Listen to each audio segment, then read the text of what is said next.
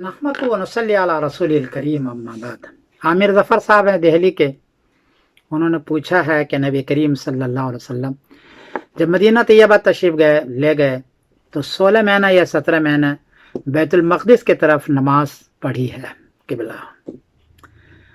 लेकिन हदीस के अंदर आता है कि हज़रत इब्राहीम अलैहिस्सलाम का किबला बैतुल्लाह की तरफ था, और इब्राहीम अलैहिस्सलाम तो और सारे बनी इसराइल तो रहते तो बैतुल मक़दिस के पास। तो क्या सूरत हाल है, किबला किधर था? हदीस के अंदर आता है वकान रसूलुल्लाह सल्लल्लाहु अलैहि वसल्लम युहिब्बु क़िबलत इब्राहीम अलैहिस्सलाम फ़कान यदुल्लाह व यंज़ुरु इला समा। सुनन बाक़ी है बाब इस्तिबानतुल ख़ता बअदल इज्तिहाद, हदीस का नंबर है 2246।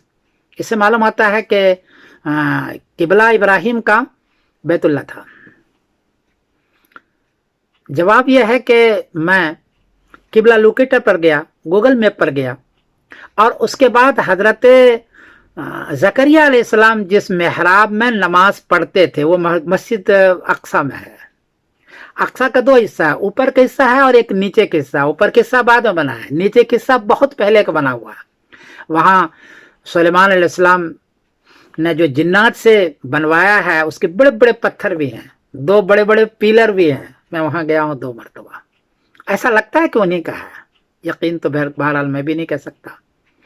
तो उसका किबला जब मैंने सेट किया तो मालूम हुआ कि उनका किबला बैतुल्लाह की तरफ है।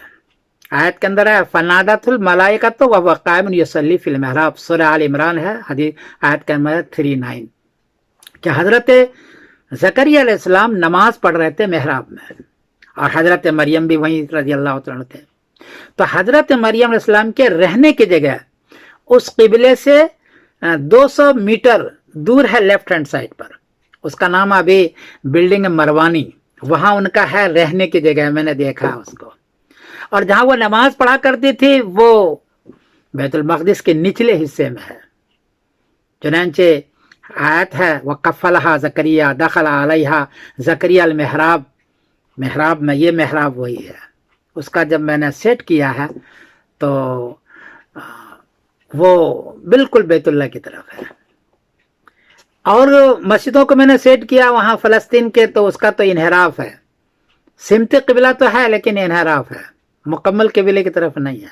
लेकिन बैतुल मक़दिस का अगर आप सेट करेंगे गूगल मैप पर जा करके तो बिल्कुल बैतुल्लाह की तरफ है। हालांकि 1300 किलोमीटर दूर है बैतुल्लाह से बैतुल मक़दिस। उस ज़माने में कुछ भी नहीं होता था, लेकिन वही के ज़रिए से सेट किया हुआ है, वही के ज़रिए से, इससे मालूम होता मुकम्मल सेट है वो।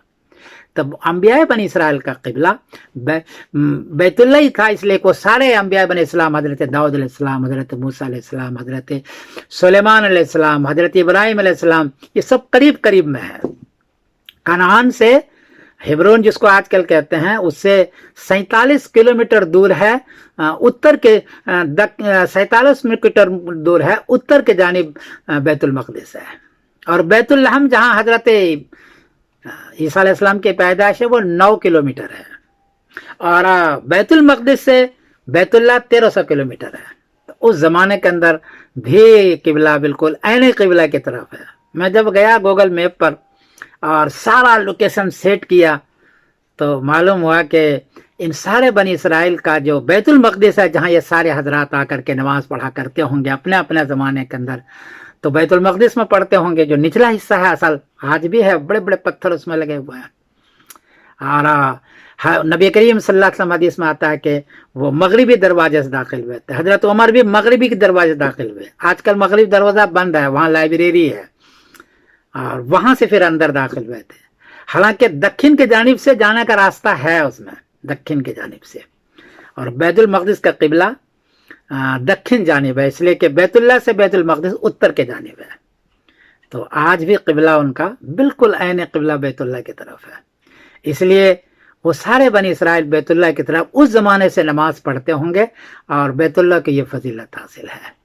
तो आप भी जाएं गूगल मैप पर और देखें तो इंशाअल्लाह अजीज़ यही होगा आप जब देखेंगे। मैं सिमरदीन कासिम बोल रहा हूँ मैनचेस्टर इंग्लैंड से। अस्सलाम वालेकुम व रहमतुल्लाहि।